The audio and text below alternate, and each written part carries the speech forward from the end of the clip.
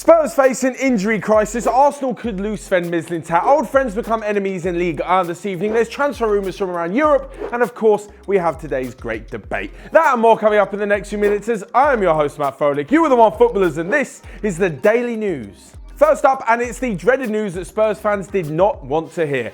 Harry Kane is going to be injured for the next 6 to 8 weeks. With his return touted for early March, it means that he could miss up to 11 games in the Spurs side. This including both legs of the Champions League last 16 games against Borussia Dortmund, the second leg of the semi-final against Chelsea and the potential final in the Carabao Cup, as well as a host of other games, including away to Chelsea and at home against North London rivals Arsenal. Harry Kane's injury, along with the fact that Heung-min Son is away at the Asian Cup, means that Spurs are a little light up front, but who do they turn to? First up, there's Fernando Llorente, the super sub, who hasn't really done much in his 18 months at Tottenham, so much so that he's been linked with a move back to the Liga, both with Athletic Bilbao, his former club, and with Barcelona, where he'll presumably play a similar super sub role. There's also the Dutchman Vincent Janssen, who since signing in 2016 has done even less than Fernando Llorente has done in double the time. So much so that he's not even in the 25-man squad for Mauricio Pochettino. Of course, that could change now, but it seems highly unlikely. So Spurs need to go into the transfer market.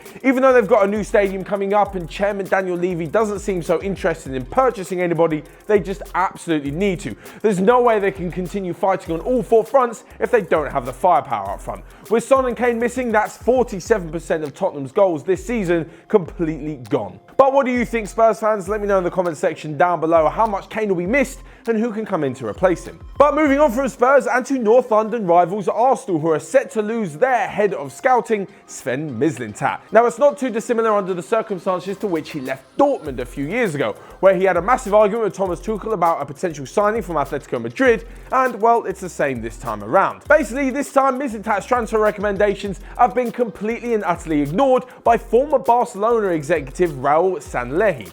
He joined as head of football relations at Arsenal, and despite Mislintat using his connections to sign Aubameyang, he also brought in the likes of Thierry and Guendouzi in the summer. It seems like Sanllehi is determined to put his stamp on the transfer market, hence the likes of the Denis Suarez deal being touted so frequently. As for Mislintat, well, this is just too much and he seems to be off, especially with Bayern Munich being reported to want to bring him in. However, Arsenal fans, I really want to hear from you because there is something I just don't understand. Why is there all the hype surrounding this guy when he's got nothing to do with how the players play on the pitch? Surely for this season, it's up to Emery and his squad to sort out and get themselves back into the Champions League spaces. Don't get me wrong, I know he's bringing in players and I know it's his job to look for the potential future talents. That's not going to help you this season though. Whereas the Diamond Eye, such as Mislintat's nickname, has been brought in to sign the younger, lesser known players, again, that's looking towards Arsenal's future and isn't going to help them now. Anyone can sit back and bring in Pierre-Emerick Aubameyang. Yes, he did have the connections to push that deal through at Dortmund, but to say that Arsenal never heard of him and that he's plucked him out of obscurity is a complete lie. He was a Champions League striker at one of the biggest clubs in the Champions League, so getting him to Arsenal wasn't exactly difficult. I just want to know how much of a deal this is actually going to make for Arsenal's hope for the rest of the season. Of course, if he's the kind of player that can unearth the next Neymar or Ronaldo for 300k from the middle of nowhere, of course, he's a handy guy to have around. But when it comes to this transfer window and the rest of this season, Arsenal fans, you need more from your team and from your manager. But moving on and to an interesting fixture in tonight's Ligue 1 in France. This is between Monaco and Nice, where both managers will not be liking each other for a little bit, according to Thierry Henry. That's because his Monaco side face off against Patrick Vieira. Not only were these two best buddies in the France squad that won the World Cup, they also played together for many years at Arsenal, including the Invincible side in 2004. So tonight, they'll have to set aside all of their nice feelings and go head to head as both of them are in search of 3 points. Thierry Henry's Monaco currently sit in 18th position in the relegation zone, however level on points for 17th, whilst Patrick Vieira's side are just 4 points off the Champions League places. When it comes to experience, Patrick Vieira has that little bit extra because he's already coached at New York City before getting the Nice job in the summer. As for Thierry Henry, well, it's his first job and things aren't going so well. So who's going to come out on top? Let me know in the comment section below who's going to be the winner of tonight's game and who will actually go on to be the better manager. But now on to a quick roundup of the transfer rumours involving players and managers from around Europe. Apparently, Spanish side Valencia want to go in for West Ham's Javier Hernandez, who really isn't getting that much game time. However, should Arnautovic leave, he could find himself on the pitch more often than not. Leicester are lining up Brendan Rodgers to take over from Claude Puel should he be sacked. the current Celtic boss Rodgers has been in the news recently, apparently wanting to bring Yaya Toure to Celtic. Elsewhere, Manchester United has said that Marouane Fellaini can leave for around 50 million, with Porto interested. And finally, Real Madrid's third choice goalkeeper Kiko Casilla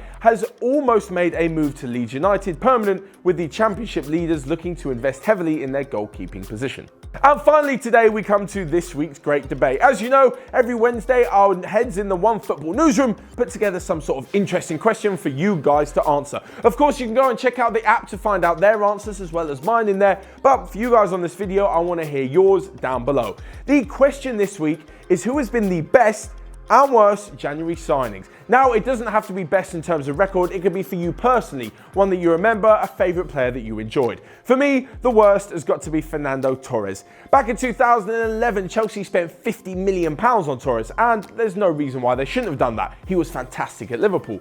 But after that, he went on to score 1 goal in the rest of the season, and if it hadn't been for him scoring the season later in the semi-final of the Champions League to send Chelsea through against Barcelona, his whole time at Chelsea probably would have gone down as a massive failure. As for the best signing of the January transfer window, for me, it has to be Jurgen Klinsmann returning to Tottenham all the way back in 1998. It was when I was just a young kid and he managed to come in and save Spurs from getting relegated from the Premier League, so of course, I have massive affection for him. Let me know your comments down below on the great debate and everything else in today's daily. You can also smash the like button whilst you're down there, subscribe if you're new, and click here to check out all of the other videos we've got going on OneFootball. For me though, that's all for today. I will see you guys later.